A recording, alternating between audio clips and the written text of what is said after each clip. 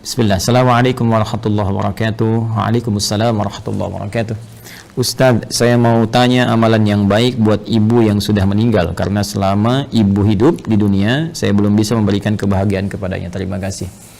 Waalaikumsalam warahmatullahi wabarakatuh. Pertama izinkan saya turut berdoa mohon pada Allah Subhanahu wa taala semoga ibunda saudaraku akun Faisal Said diberikan rahmat oleh Allah Subhanahu wa taala, dilapangkan di alam kuburnya, diberikan cahaya oleh Allah Subhanahu wa taala, diterima amal-amal saleh beliau, dijadikan alam kuburnya bagian dari taman-taman surga yang dibentangkan oleh Allah, dan semoga kita semua dikumpulkan dalam kebaikan bersama beliau dan juga bersama Rasulullah sallallahu alaihi wasallam pada waktu yang telah Allah janjikan.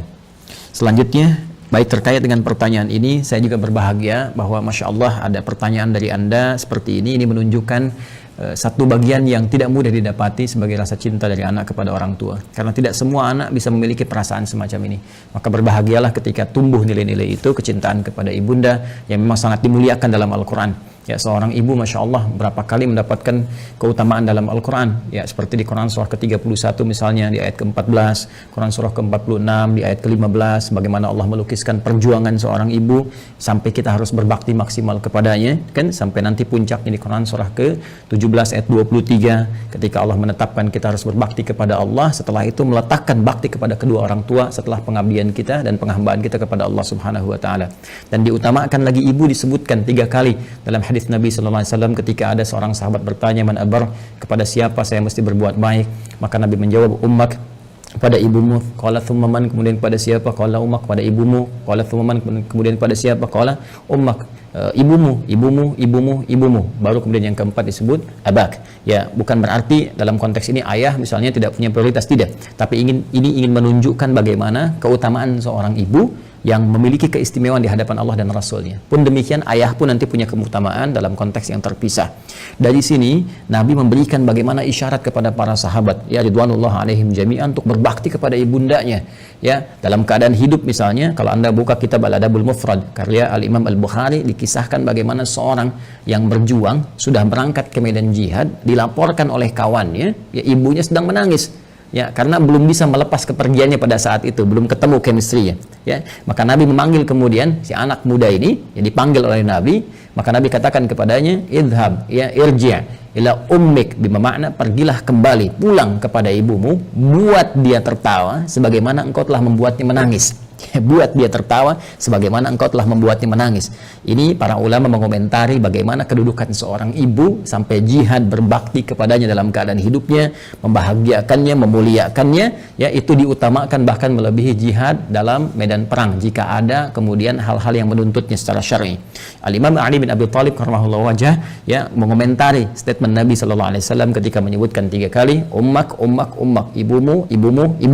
Maka dikomentari oleh beliau, karena ibu memiliki 3 keistimewaan yang tidak didapati oleh ayah. Yang pertama, ibu yang mengandung, ayah tidak mengandung. Yang kedua, ibu melahirkan, ayah tidak melahirkan. Yang ketiga, ibu menyusui, ayah tidak menyusui. Dengan 3 keutamaan ini, Nabi kemudian memberikan gambaran ibumu. Ada komentar yang lain bahwa ketika orang ini bertanya, maka peluang terbaiknya untuk berbakti ada kepada ibunya. Sehingga Ibnu Abbas radhiyallahu ta'ala anhuma ketika didatangi oleh seseorang di masa beliau menjadi mufti, ya, aku punya persoalan, aku punya maksiat yang cukup tinggi aku kerjakan, bagaimana cara bertobat kepada Allah Subhanahu wa taala? Ibnu Abbas kemudian berkata, apakah engkau masih punya ibu? Ya, kata orang ini, ya aku masih punya ibu.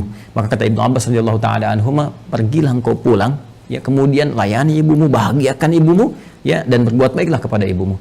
Orang ini bertanya, kenapa engkau berfatwa demikian, kan? Dia tidak menyuruh misalnya saya maksimalkan salatnya, maksimalkan misalnya sedekahnya, tapi yang diutamakan ke ibu. Karena kata Ibnu Abbas radhiyallahu taala anhuma, saya tidak melihat yang lebih utama untukmu saat ini kecuali yang itu. Inilah bagaimana kejeniusan Ibnu Abbas radhiyallahu taala anhuma, karena memang dalam narasi-narasi ayat-ayat Al-Qur'an firman Allah Subhanahu wa taala, kedudukan membahagiakan berbakti kepada ibunda itu langsung ditempatkan oleh Allah Subhanahu wa taala setelah penghambaan kita kepada Allah. Wa qadha rabbuka alla ta'budu illa iyyah wa bil walidaini ihsana. Kepada kedua orang tua kita wajib berbuat baik di tempat setelah penghambaan kepada Allah. Dan di antara kedua orang tua ini, ibu menempati posisi yang sangat tinggi. Wassaynal insana biwalidayhi hamalathu ummuh. Jadi ketika 2 ini disebutkan, Kata Allah di Quran surah 31 di ayat ke-14, dan kami wasiatkan kepada ke seluruh anak-anak itu untuk berbakti kepada kedua orang tuanya. Siapa di antara mereka kalau mau didahulukan? Ya hamalathu ummu, maka prioritaskan ibumu dulu, ya kan? Ayah juga kita hormati, ya kita istimewakan, tapi ibu di sini dalam konteks kita ada pertanyaan, ibu mendapatkan kedudukan yang sangat luar biasa. Demikian di Quran surah ke-46 ayat 15. Nah, ini yang paling menarik dalam konteks kehidupan. Allah, Rasulullah SAW meminta kita memaksimalkan, orang banyak berbuat baik, tapi tidak sedikit orang-orang yang bisa memaksimalkan itu setelah ibunya wafat. Dan Anda termasuk yang dianugerahi oleh Allah Subhanahu wa taala kemampuan, keinginan dan azam untuk berbuat baik ibu walaupun telah wafat. Maka berbahagialah. Di antara caranya ada yang Nabi SAW sampaikan, bahkan disebutkan dalam hadis riwayat Muslim sampai dengan 9 lafaz. Saya sebutkan hadisnya, qala Rasulullah sallallahu alaihi wasallam, idza matal insanu atau idza matal abdu. Ya, kata Nabi SAW, jika seorang manusia yang biasa beraktivitas. Jadi insan itu, kata insan disebutkan 65 kali dalam Al-Quran, menunjuk pada term manusia dengan totalitas aktivitasnya. Jadi kalau terkait dengan nafsunya, tampilan fisikalnya disebut dengan bashar, 35 kali disebutkan dalam Al-Quran. Jika terkait dengan sifat-sifat lembutnya, harmoninya, yang berbeda dengan jin ya, dari penampakan dan gaibnya, itu disebut dengan al-ins. 18 kali ins dan jin dipasangkan dalam Al-Quran. Kemudian ada lagi menyebut sifat sosialnya an-nas, setidaknya 241 kali kurang lebih disebutkan dalam Al-Quran. Jika menyebut asal genetiknya disebut dengan Bani Adam, disebutkan 7 kali dalam Al-Quran. Nah, kalau disebutkan insan, al-insan 65 kali disebutkan dalam Al-Quran, itu menunjuk kepada totalitas aktivitas. Jadi saat mulai bangun tidur sampai tidur lagi. Nah, kata Nabi, idza matal insanu, jika manusia yang biasa beraktivitas dari mulai bangun tidur sampai tidur lagi, dari bangun sampai tidur lagi, kemudian meninggal, wafat. Ya, di kalimat pertama ini, pembuka hadis ini ingin memberikan kesan kepada kita bahwa mohon maaf sekali, sepadat-padat apapun kita beraktivitas, pada akhirnya meninggal juga. Pada akhirnya wafat juga. Karena itu pembuka hadis ini memberikan satu pengingat yang sangat penting kepada kita. Jangan lupa, awas, jangan lalai bahwa satu saat kita akan pulang kepada Allah. Apa yang kemudian ingin dipertaruhkan di dunia ini sampai Anda lupa mengerjakan ibadah, berangkat gelap, pulang gelap, demi harta tidak seberapa yang kalau didapat kemudian meninggal juga belum tentu dipakai, sampai berselisih, sampai bertarung, sampai ada yang saling menyingkirkan, menyungkurkan, bahkan mohon maaf sekali menumpahkan darah. Waliyadzubillah. Allah, berlindunglah kepada Allah Subhanahu wa taala. Berlindunglah. Karena apapun yang Anda dapatkan saat di dunia, satu saat akan ditinggalkan. Jika bukan Anda meninggalkan dunia, maka dunia akan meninggalkan Anda. Satu saat kita akan wafat. Dan bila seorang manusia telah wafat yang biasanya beraktivitas, ya, in qata'a sa'iru amalih, maka akan terputuslah semua aktivitasnya itu. Peluang dia mengumpulkan nilai-nilai kebaikan. Karena rumus kebaikan dalam Islam itu dengan konteks kehidupan akhirat yang telah kita selesaikan dunianya dan berpindah kepada dimensi lain, ya, barzakh kemudian akhirat, maka Al-Quran memberikan wawasan kepada kita, dan dengan wawasan ini kita diminta untuk mengumpulkan dan menyiapkan bekal terbaik. Ya, gambarannya kan seperti ini. Ini kan dunia ya, yang saat ini kita sedang beraktivitas. Kemudian setelah itu kita pindah ke barzakh, pemisah. Ya. Kemudian akhirnya akhirat. Ini akhirat, ya. Ini yang terakhir. Akhirat. Ini ad-dunya. Kemudian ini barzakh. Bainahuma barzakhul la yabghiyan. Demikian di surat Ar-Rahman itu ya. Nah, ini kan hakikat kehidupan kita di sini. Ini tujuan akhirnya. Ya, akhir kehidupan, karena itu disebut dengan akhirat. Sekarang kita ada di sini. Ya. Tempat beraktivitas sementara. Karena ini sifatnya sementara, maka semua yang ada di sini pun di sini ya sifatnya sementara. Ya, mohon maaf, usia kita ini sifatnya sementara, tidak abadi. Ya, hanya sementara saja. Dibatasi dengan apa yang disebut dengan ajal namanya. Ya kan? Jadi begitu ajalnya tiba, maka selesailah kemudian usia kita. Ini batasan ini contohnya misalnya di Quran disebutkan di surah ke-7 Al-A'raf di ayat 34. walikulli ummatin ajal, dan setiap umat itu bukan satu dua orang, semua umat yang pernah beraktivitas di bumi mereka memiliki batas usia. Fa idza jaa ajaluhum la yastakhiruna sa'atan wa la yastaqdimun. Jika telah tiba ajalnya, maka tidak akan pernah bisa dimajukan atau dimundurkan. Pada saat itu berhenti, selesai. Ya, berhenti dan selesai, akan didatangi oleh maut namanya. Ya, maut. Di Quran surah ketiga Ali Imran di ayat 185. Kullu nafsin dha'iqatul maut. Maka maut datang ya untuk sudah menerapkan perintah Allah Subhanahu wa taala sesuai dengan batas ajal ini dan mengambil kembali untuk memindahkan kepada dimensi berikutnya. Yang bertugas membawa maut ini nanti ada bahkan satu malaikatnya khusus, spesifik, disebut dengan malakul maut ya di Quran surah ke-32 di ayat yang ke-11 ya, paling kanan agak ke bawah. Qul yatawaffakum malakul mautil ladzi wukkila bikum. Ya, katakan Muhammad SAW bahwa setiap yang hidup itu akan didatangi oleh malakul maut. Jadi ada malaikat khusus ya yang ditugasi untuk membawa maut. Maka kalau ini sudah tiba, maka selesai ajal. Nah, maka yang biasanya kita ini beraktivitas, aktif, bekerja dengan segala yang kita dapatkan dalam kehidupan dunia. Mohon maaf, bidangnya mungkin beragam, ya.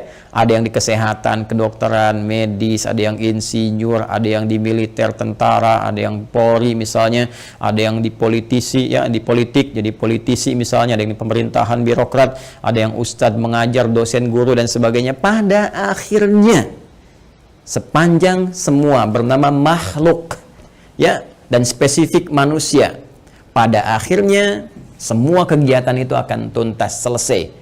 Ya, semua manusia yang beraktivitas tadi disebut dengan insan, al-insan. Ya, ada surah ke-76 dalam Al-Qur'an, al-insan.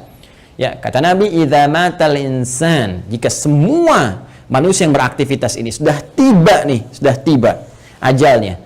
Ya, tiba maut. Ya, maut itu sifatnya, keadaannya. Mata itu kata kerjanya, mata yamutu mautan.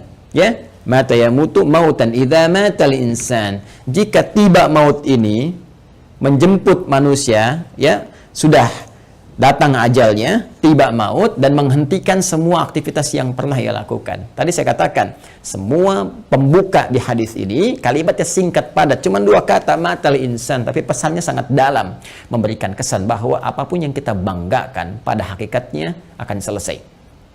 Apapun yang kita tonjolkan dalam kehidupan, pada hakikatnya akan selesai. Apakah harta benda yang kita tampilkan, apakah kedudukan yang kita tonjolkan, dan sebagainya, semua akan tuntas, selesai dengan tibanya maut.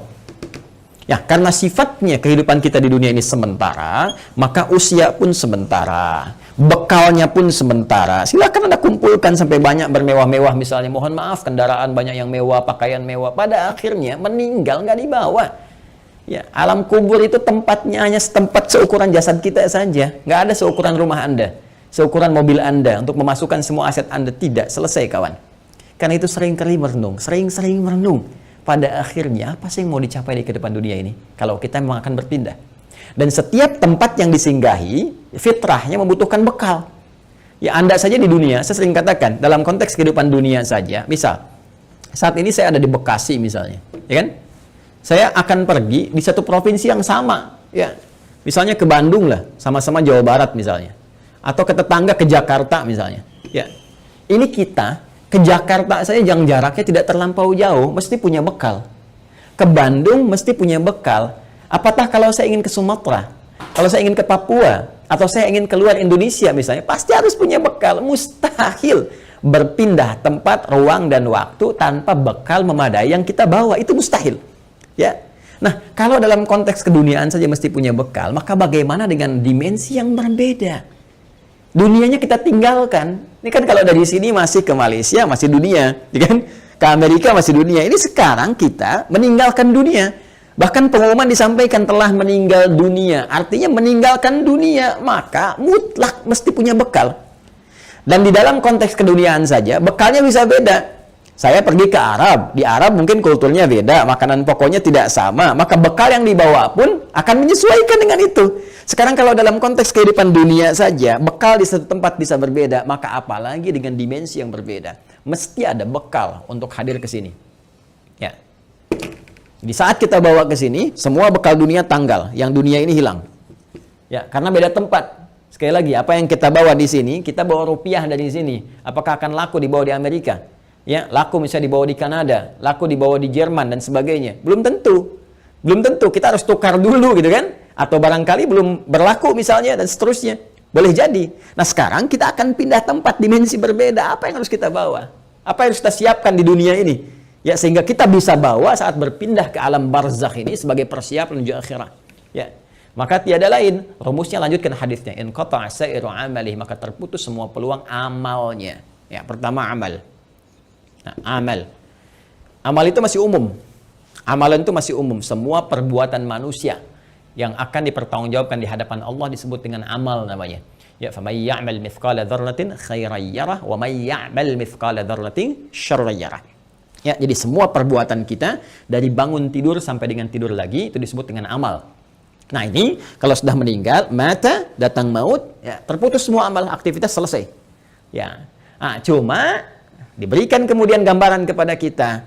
Ada amal ini yang saat dikerjakan itu dicatatkan punya nilai. Yang nilai ini menjadi bekal yang akan dibawa ke dimensi selanjutnya, ke ruang selanjutnya setelah kita wafat. Singkatnya dibawa ke alam barzakh, bahkan sebagai bekal menuju akhirat. Dan ini bisa kita siapkan saat di dunia. Ya, apa nama amalnya? Ini yang disebut dengan amal saleh.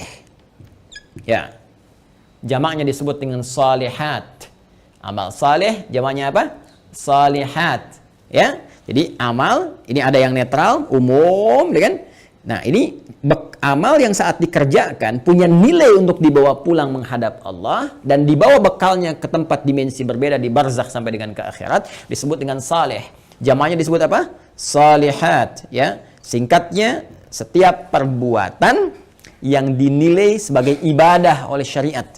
Ya, jadi setiap perbuatan kalau kita kerjakan diniatkan sebagai ibadah, maka itu namanya amal saleh. Jelas ya? Baik, jamaknya disebut dengan apa?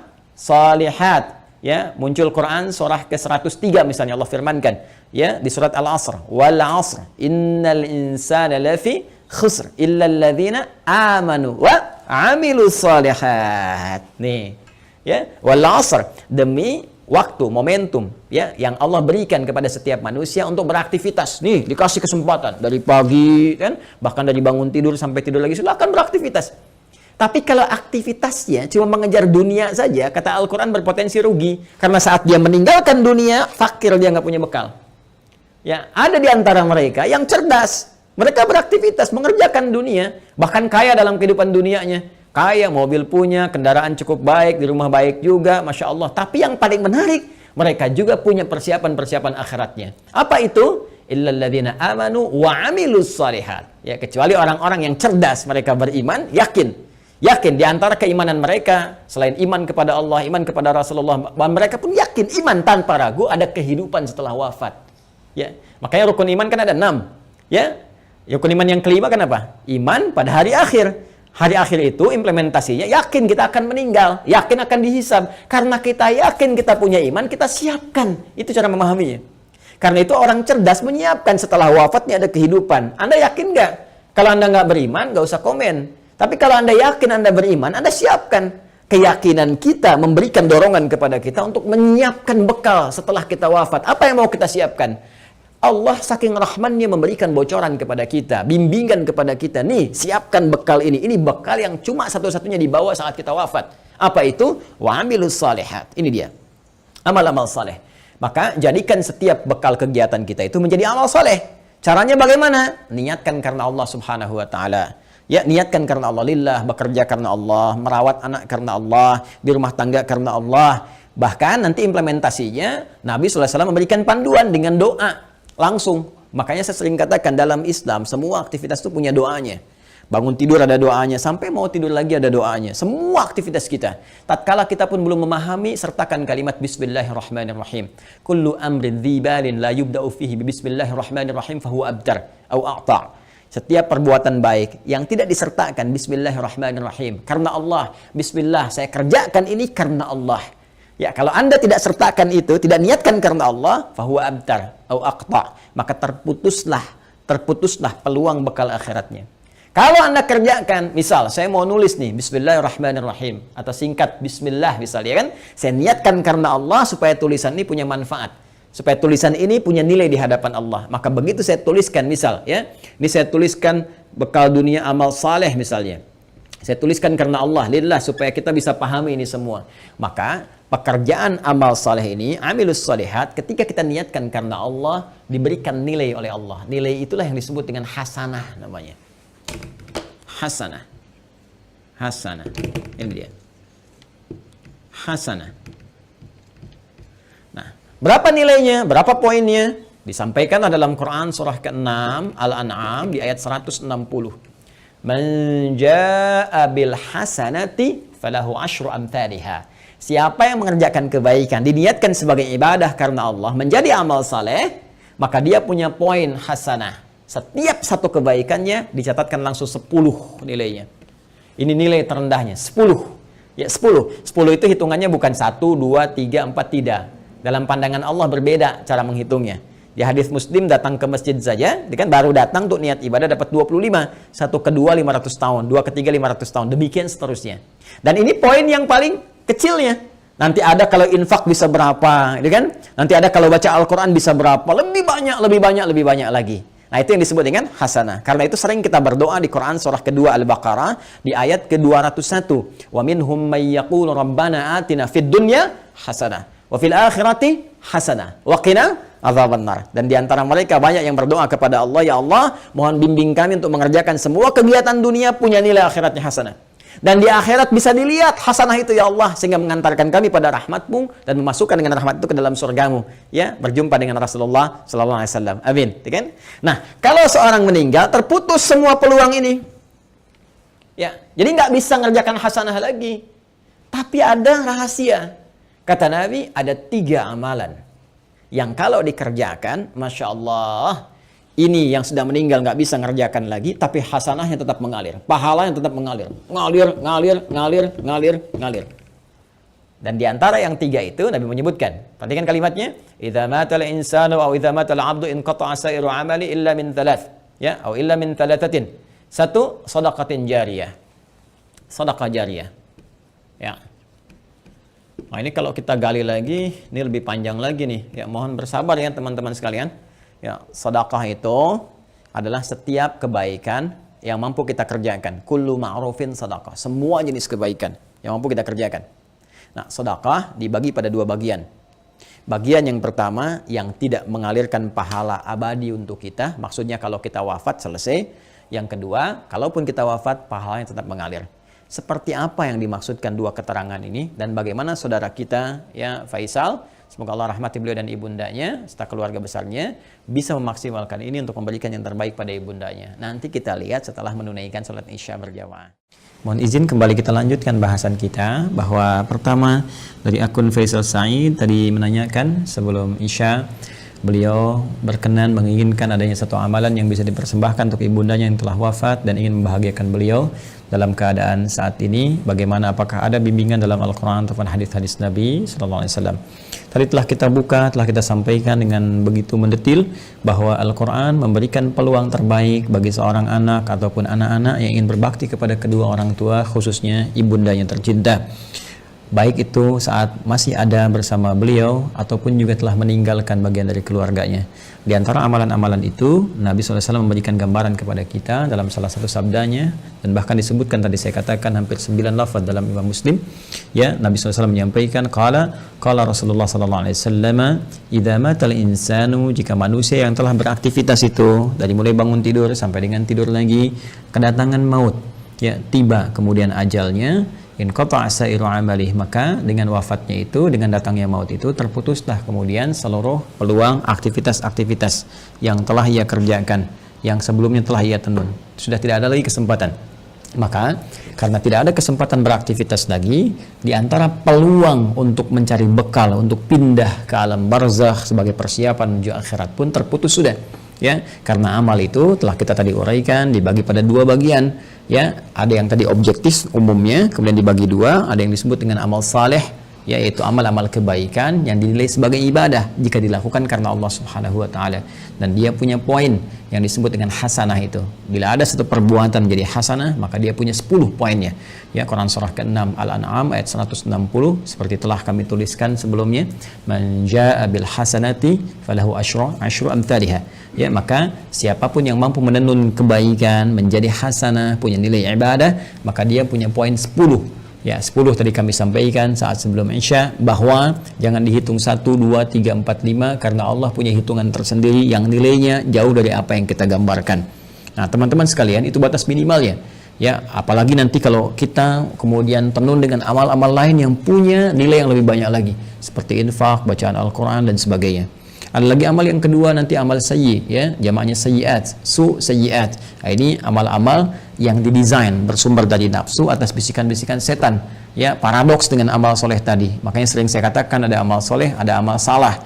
Yang baiknya amal saleh, yang jeleknya amal salah. Amal salah ini sepanjang kita hidup mesti kita koreksi, kita benarkan, ya, lewat jalur yang disebut dengan taubat. Ya, supaya dengan jalur taubat ini dihapus nanti yang jelek-jeleknya sebelum kita wafat, ya dihapuskan catatannya, diperbaiki kemudian oleh amal-amal kita atas petunjuk dan izin Allah Subhanahu wa taala. Kita tutup itu dan isi dengan hal-hal yang baik sehingga di ujungnya, di ujung kematian kita menjadi baik. Itu yang disebut dengan husnul khatimah.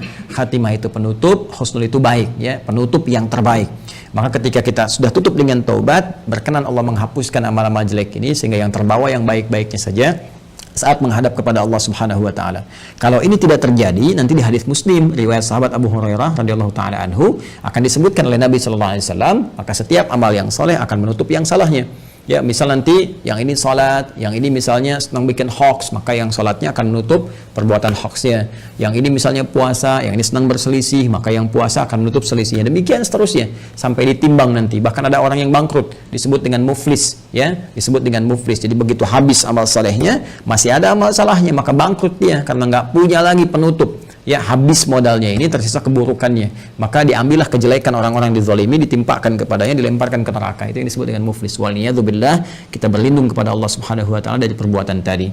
Nah, sekarang ada orang yang telah wafat, nggak bisa mengerjakan amalan lagi, tapi apakah dia berpeluang masih mendapatkan baik balasan-balasan pahala? Ya, transfer pahala kebaikan. Karena kalau sudah di alam barzah, kita nggak bisa kirim makanan, kita nggak bisa misalnya kirim perhiasan, kita nggak bisa kirim kebutuhan dunia, karena dimensinya beda, ruangnya sudah lain, alamnya sudah berbeda. Yang harus kita kirimkan kepada mereka adalah bakal real yang mereka butuhkan. Nah, kata Nabi, ada 3 peluang yang mungkin didapatkan oleh mereka yang telah wafat, ya, walaupun mereka telah meninggal dunia dan tidak beramal lagi. Yang pertama tadi telah kita singgung, sedekah jariyah. Ya, sedekatin jariyah, yaitu amal-amal kebaikan yang pahalanya tetap mengalir. Ya, saya ulang, amal-amal kebaikan yang pahalanya tetap mengalir. Jadi, pertama, teman-teman, sedekah ini adalah gambaran dari semua perbuatan-perbuatan baik. Ya, dalam fikih disebut dengan kullu ma'rufin sedekah. Semua perbuatan baik yang mampu dikerjakan itu disebut dengan sedekah. Karena itu zakat dalam Al-Qur'an disebut juga dengan sedekah. Ya, khudz min amwalihim sedekah. Ambil dari zakat yang telah masuk, ya, nisabnya, haulnya, ambil itu, ya, sebagai bagian dari perbuatan baik. Sedekah yang membuktikan kebenaran iman. Jadi sedekah itu bisa diartikan pembuktian kebenaran, sesuatu yang baik, sesuatu yang jujur, dan nilai-nilai kemuliaan. Itu diantara makna sedekah. Karena itu kenapa perbuatan baik disebut dengan sedekah? Ini pertama pembuktian dari keimanannya. Jadi iman itu implementasinya kebaikan-kebaikan. Untuk membuktikan kita beriman, maka diminta oleh Allah kepada kita semua membuktikan lewat amalan baik. Karena itu lisan diminta berkata baik, tangan bekerja baik, kaki melangkah pada yang baik. Itu pembuktian iman. Karena itu orang beriman mustahil berbuat yang tidak baik. Karena itu kata Nabi, la yasrikul mu'min, indama yasrik fahuwa mu'min. Mustahil orang beriman itu korupsi, orang beriman itu mencuri. Ketika mencuri ada iman dalam dirinya. Maksudnya Nabi mempertanyakan, imannya kemana sampai bisa mencuri? Imannya kemana sampai bisa berbuat maksiat, kan? Jadi iman itu akan mendorong kita berbuat baik. Karena itu semua perbuatan baik disebut dengan apa? Sedekah. Nah, perbuatan baik yang disebut dengan sedekah ini dibagi 2 bagian. Ya, dibagi 2 bagian. Ada yang disebut dengan sedekah tsabitah. Ya, saya hapus dulu ini. Sedekah tsabitah. Dia sedekatun, sedekah. Ada yang disebut dengan tsabitah. Ya, tsabitah itu sudah yang tetap berhenti gitu kan? Atau waqifah, berhenti sampai di situ. ya berhenti saja sampai di kehidupan dunianya. Maksudnya apa? Saat dia beramal di dunia, saat hidup dituliskan pahalanya. Tapi ketika wafat selesai, waqifah, tabitah, berhenti sampai di situ saja. Dalam konteks kehidupan dunia saja. Saat dia beramal. Jadi saat dia hidup di dunia, kemudian misalnya dia salat nih. Ya, si A misalnya salat. Kemudian dia ketika menunaikan salat kan dituliskan pahalanya. Ya, ketika ikhlas tunaikan tuliskan pahala. Misal dapat pahala sekian kan. Nah, ketika dia meninggal dunia, wafat ini sudah karena nggak bisa salat lagi, nggak ada lagi catatan amal pahala mengalir. Ya, sudah selesai sampai di situ. Selesai, terhisab sampai di situ. Karena selesai, tetap di situ disebut dengan thabit atau waqifah, berhenti sampai di situ. Ya. Nah, ada yang menarik nih. Orangnya sudah meninggal, sudah nggak di dunia lagi. Ya, sudah berpindah ke dimensi lain, dia pindah ke barzakh, alam pemisah, ya, disebut dengan alam kubur. Terpisah dia dengan dunia tapi belum sampai ke akhirat. Ya, alam pemisah antara dunia dengan akhirat disebut dengan barzakh, ya. Baik, ketika berpindah kepada barzakh ini nggak ada peluang amal lagi, tapi yang menarik, walaupun dia nggak mengerjakan amalannya, pahalanya tetap mengalir. Nah, mengalir dalam bahasa Arab disebut dengan jara yajri, jarian wa jariyatan, ya. Maka karena ini sifatnya ada muannats-nya disebut dengan jariyah. Jariyah. Ya. Baik. Ini apa namanya? Sifat dan mausuf ya, disifati sedekah, ya sedekah, perbuatan-perbuatan baik jariyah yang pahalanya terus ngalir. Ngalir sampai kehidupan berakhir. Ya, sampai hari perhitungan tiba, kiamat terjadi, ya, perhitungan pahala, baru kemudian di situ hitungan dikumpulkan keseluruhan disebut dengan hisab. Ya, disebut dengan apa? Hisab. Jadi sepanjang kiamatnya belum terjadi, kemudian belum terputus kehidupan dunia keseluruhannya, maka terus saja ngalir di pahalanya, ngalir, kumpul, masya Allah, walaupun orangnya telah meninggal dunia. Nah, ini sedekah jariyah ini punya dua sumber. Ya. Untuk mempercepat, punya dua sumber. Sumber pertama adalah kebiasaan amal soleh yang dikerjakan oleh orang yang meninggal tadi sebelum dia wafat. Jadi sebelum dia wafat, dia punya kebiasaan beramal. Ya, yang amalan ini setelah dia wafat pun masih ada tuh. Ya, merambat peluang amalannya sehingga pahalanya terus mengalir kepada yang bersangkutan. Apa di antara contohnya misalnya? Contoh misalnya yang bersangkutan sebelum meninggal dunia pernah misalnya menyumbang untuk kepentingan di masjid. Masya Allah misalnya sedang ada perbaikan masjid, kan? Lalu disumbangkanlah untuk bikin keran wudhu misalnya. Masya Allah, walaupun orangnya meninggal, keran wudhunya masih ada, dipakai orang. Setiap dipakai, mengalir, pahala terus mengalir. Sepanjang itu ada.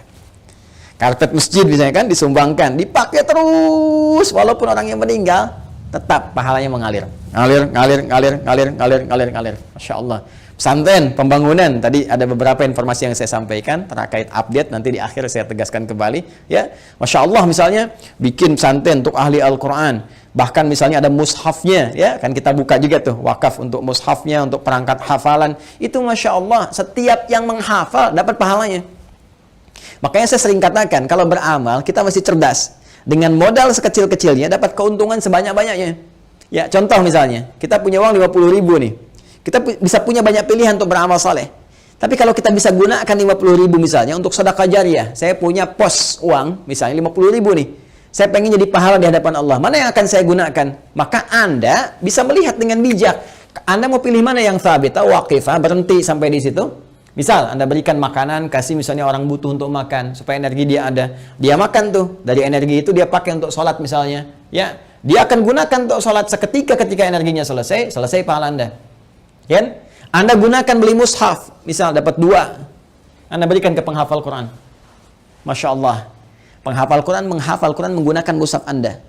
Demi Allah saya katakan, penghafal Quran itu nggak ada yang baca sekali. Ya, alif lam mim, dzalikal kitabu, bukan menghafal. La raiba fi, dzalikal kitabu la raiba fi, hudal lil muttaqin, dzalikal kitabu la raiba fi, hudal lil muttaqin. Saya mau tanya pada Anda, berapa kali dia mengulang? Berapa kali dia mengulang-ulang? Dan yang paling dahsyatnya, bukankah bacaan Al-Quran itu dinilai berdasarkan hurufnya? Bukan ayatnya. Bukan jumlah ayatnya, tapi jumlah hurufnya. Man qara'a harfan min kitabillahi falahu 10 hasanat. Siapa yang membaca satu huruf saja dari kitab Allah, dia mendapatkan setiap hurufnya 10 kebaikan. Dan berapa banyak pengulangan disebutkan oleh penghafal Al-Quran. Jadi dengan modal 50.000 itu berapa banyak pahala dapatkan. Nah, kadar Allah, si A ini misalnya dapat 2 orang nih, si A dengan si B sudah hafal dia dua-duanya. Dipakai jadi imam, Masya Allah, ngajarkan lagi, ini merambat lagi. Mushafnya masih ada, diwariskan lagi pada orang lain. Allahu Akbar, lahir dari sini misalnya 10 santri, sini 10 santri, ini punya murid lagi, modal cuma 50.000, berapa yang didapatkan? Maka dari itu cerdas-cerdas saat hidup mencari apa yang kira-kira bisa mendapatkan jariah di sini. Ya, tidak harus dengan harta, bisa dengan tenaga. Makanya kalau ada misalnya ya kegiatan di masjid, ikut di situ, kan? Dengan tenaga kita atau dengan sebatas yang kita mampu dan sebagainya, ya. Apa yang bisa kita lakukan? Ini jariah. Nah, ada lagi kondisi orangnya misalnya sudah tidak ada. Ya, ini bisa dikerjakan oleh siapa? Oleh anak misalnya. Ya, anak. Apa yang dilakukan oleh anak? Seperti tadi. Ya, misalnya dia membelikan mushaf, dikirimkan misalnya kepada siapa? Ya, kepada para penghafal Quran. Niatkan itu untuk misalnya diarahkan kepentingan ibundanya. Tadi seperti yang tadi disampaikan. Ya Allah, saya berniat dengan wakaf mushaf ini atas nama ibunda saya. Itu boleh dilakukan. Sah dikerjakan, boleh-boleh saja, silakan. Ya, Anda punya berapa? 50.000, 100.000, niatkan. Ya Allah, saya mau bantu untuk pesantren, saya niatkan untuk ibu saya. Sah, boleh, kirimkan itu. Ya, kirimkan, sampaikan, boleh dengan itu semua Anda lakukan. Dan Masya Allah, ketika itu dikerjakan, ada sesuatu yang akan terjadi, sesuatu yang berbeda. Ya, tapi juga ingat, tetap kita jaga dalam koridor amalan, amal solehnya. Nggak usah misalnya ditambahin apapun. Kalau saya sih sarankan, kalau Anda misalnya mau mushaf, sudah cukupkan dengan niat saja. Ya, dengan niat dalam hati kita bahwa ini kita niatkan untuk kepentingan ibunda saya. Ya, ini Anda nggak harus cantumkan misalnya, ya taruh foto misalnya atau taruh ini taruh itu nggak diperlukan menurut saya. Ya, walaupun mungkin ada pandangan berbeda, kita hormati. Tapi bagi saya pribadi cukupkanlah seperti itu apa adanya, sehingga dengan orang-orang membaca pun akan tercukupkan bagi pahala apa itu mengalir dengan izin Allah Subhanahu Wa Taala. Ya. Allah Taala alam bisawab. Ini bagian yang pertama, sedekah jariyah. Satu. Ya, kemudian yang kedua, teman-teman sekalian, bisa dalam bentuk ya ilmin yuntafa'u bihi, ilmu yang bermanfaat. Ya, ini juga bisa dikerjakan dari orang yang hidup, misalnya pernah mengajar, itu kan. Makanya saya sering katakan, mohon izin sekali anak-anak itu kalau dia dari kecil tuh orang tua mengajarkan. Ya, ajak misalnya sampingnya sholat, ajarkan. Al-Fatihahnya kalau bisa dari orang tuanya, ayah atau ibundanya. Karena akan dibawa terus sholat. Ya, dibawa sholat. Ketika bisa dari orang tuanya, dipakai terus sholat, itu mengalir tuh setiap anak sholat dapat bagian pahala. Ilmin yuntafa'u bihi, ilmu yang bermanfaat. Ya, bukankah orang tua banyak mengajarkan kebaikan? Pakai. Ya, dan yang ketiga, teman-teman sekalian, nah ini waladin salihin yad'u lahu, anak saleh yang banyak mendoakan kedua orang tuanya. Maka kalau tadi misalnya akun Faisal, saudara kita ingin berbuat baik, di antara 3 pilihan ini yang pertama bisa dilakukan, ya kan? Yang kedua bisa dipraktekkan, yang ketiga jadilah Anda pribadi yang saleh. Ya, jangan banyak larut dalam kesedihan. Manfaatnya nggak ada gitu kan. Sedih itu naluriah, fitrah, alamiah biasa saja. Itu terjadi pasti. Nabi pun sedih ketika ditinggal Sayyidah Khadijah misalnya. Bahkan ketika ditinggal pamannya, beliau sedih sekali. Sedih ya, itu biasa, itu fitrah. Tinggal ibunda beliau sedih. Ya, namun apa yang harus dilakukan oleh kita? Kita alihkan kesedihan itu menjadi sebuah energi yang positif yang mengantarkan kebahagiaan pada orang yang telah meninggalkan kita. Maka caranya apa? Perbaiki pribadi kita menjadi saleh. Ya, jadi anak yang saleh, yang disukai oleh Allah Subhanahu Wa Taala. Mulai rubah tampilan kita, tunaikan sholat dengan baik, rajin membaca Al-Quran, bekerja dengan baik, yang halal jauhi yang haram-haram. Ketika semua itu dikerjakan, Anda tinggal mengangkat tangan bermohon pada Allah Subhanahu Wa Taala. Ketika sifat saleh melekat pada seorang anak, maka doanya langsung mustajab. Waladin salehin yad'u lahu. Seorang anak yang saleh, yang ketika bermohon kepada Allah, langsung doanya diantarkan jadi cahaya ke kuburan ibundanya atau ayahandanya. Langsung jadi cahaya. Dan itu boleh jadi pilihan terbaik yang bisa Anda lakukan untuk mempersembahkan pada ibunda Anda. Ya, kalau perbedaan pandangan dari para ulama itu biasa-biasa saja. Ya, A memandang, B memandang, tidak ada masalah. Tapi ijtihad satu tidak bisa membatalkan ijtihad yang lainnya karena peluang ini terbuka. Ya, jadi kalau ada tadi yang membatasi misalnya sepanjang dia masih hidup, tapi juga ada yang kemudian yang membatasi, yang menafsirkan tidak boleh dari orang yang hidup pun memberikan kebaikan-kebaikan karena perkara umum. Sepanjang tidak ada takhsisnya, tidak ada kekhususan, maka maknanya tetap umum. Jelas ya? Wallahu ta'ala alam bissawab.